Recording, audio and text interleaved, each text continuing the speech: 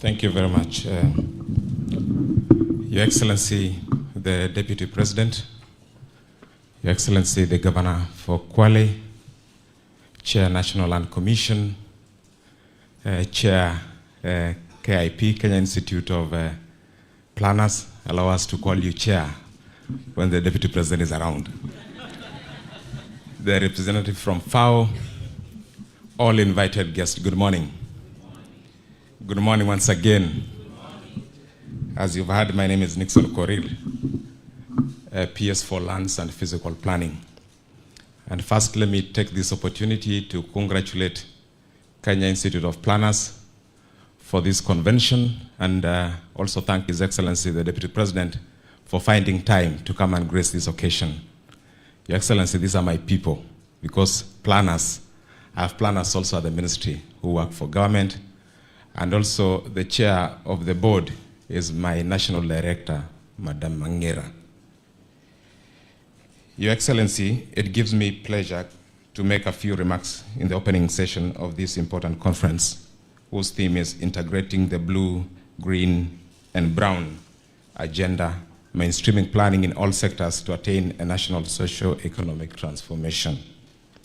The State Department of Lands and Physical Planning is charged with the responsibility that includes national land policy and management, physical planning and land use, land transaction, survey and mapping, land adjudication, land registration, national spatial infrastructure, land and property valuation, service administration, land information systems, maintenance of public land bank, administration of public land and designated as designated by the Constitution, the land settlement policy and management and land settlement matters and rural settlement planning. Given this mandate, the State Department plays a pivotal role in the blue, green, and brown agenda that are critical for the country's socio-economic development and growth and transformation. Your Excellency, ladies and gentlemen, land is a major enabler to this development. It is the foundation and a leading determinant of social, economic, and political transformation. According to the 2019 census, Kenya's population stood at 47 million, up from 38 million in 2009.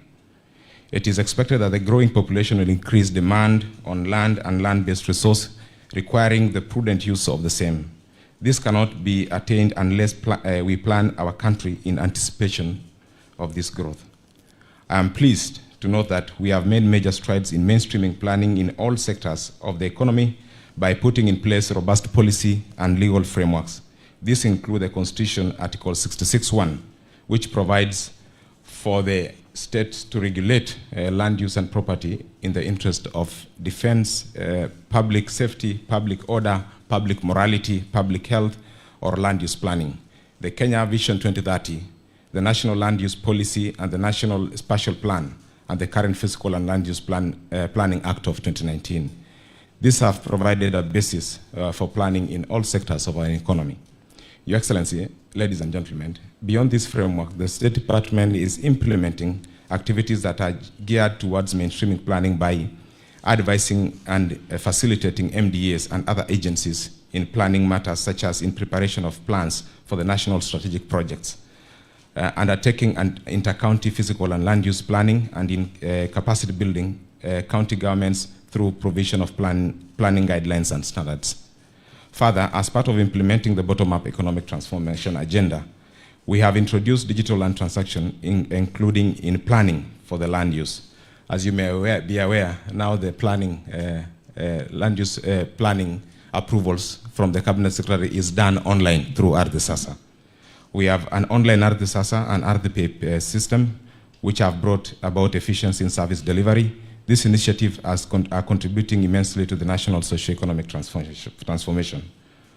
As we deliberate in this meeting on mainstreaming planning in all sectors of the economy, we urge you to continuously support and give us feedback on the delivery of our services in order to improve efficiency and effectiveness, cut down on litigation, and open up opportunities by availing land to developers and investors competitively for the much needed socio-economic transformation.